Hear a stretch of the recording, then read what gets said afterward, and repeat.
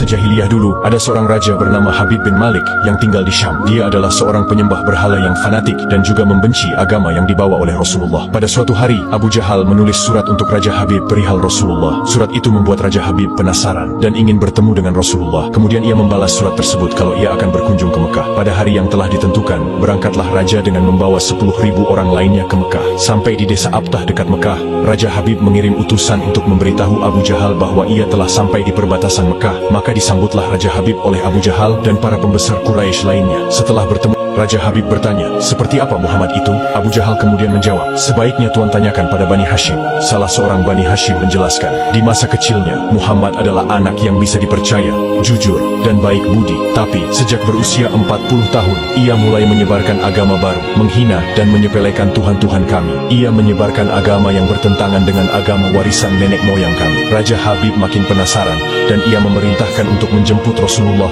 dan memaksa bila ia tidak mau datang. Dengan menggunakan jubah merah dan sorban hitam, Rasulullah datang bersama Abu Bakar As-Siddiq dan istri tercinta Sayyidah Khadijah radhiyallahu anha. Sepanjang jalan Khadijah menangis karena khawatir akan keselamatan suaminya.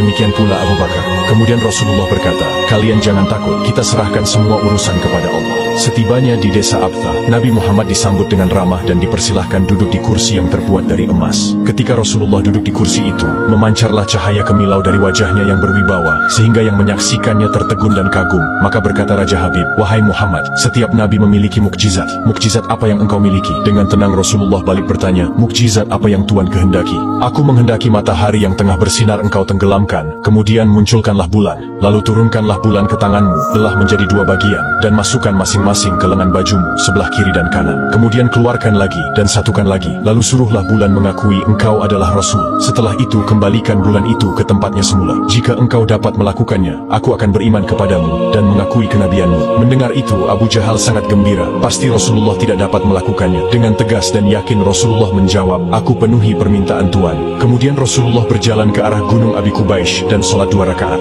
Usai sholat, beliau berdoa dengan menengadahkan tangan tinggi-tinggi agar permintaan Raja Habib terpenuhi. Seketika itu juga, tanpa diketahui oleh siapapun, turunlah 12.000 malaikat. Maka berkatalah malaikat Jibril, "Wahai Rasulullah, Allah menyampaikan salam kepadamu dan berfirman, wahai kekasihku, janganlah engkau takut dan ragu. Sesungguhnya aku senantiasa bersamamu. Aku telah menetapkan keputusanku sejak zaman azali tentang permintaan Habib bin Malik. Pergilah engkau kepadanya untuk membuktikan kerasulanmu. Sesungguhnya Allah yang menjalankan matahari dan bulan serta mengganti siang dengan malam." Untuk diketahui, Habib bin Malik mempunyai seorang putri cacat, tidak memiliki kaki dan tangan, kemudian matanya buta. Allah menyembuhkan anak itu sehingga bisa berjalan, meraba dan melihat. Lalu bergegaslah Rasulullah turun menjumpai orang kafir Quraisy. Sementara bias cahaya kenabian yang memantul dari wajahnya semakin bersinar. Ketika itu matahari telah beranjak senja. Matahari hampir tenggelam, sehingga suasananya remang-remang. Tak lama kemudian Rasulullah berdoa agar bulan segera terbit. Maka terbitlah bulan dengan sinar yang benderang. Lalu dengan 2 jari Rasulullah mengisyaratkan agar bulan itu turun kepadanya. Tiba-tiba suasana jadi amat menegangkan ketika terdengar suara gemuruh yang dahsyat. Segumpal awan mengiringi turunnya bulan ke tangan Rasulullah. Segera setelah itu beliau membelahnya menjadi 2 bagian. Lalu beliau masukkan ke lengan baju kanan dan kiri. Tidak lama kemudian, beliau mengeluarkan potongan bulan itu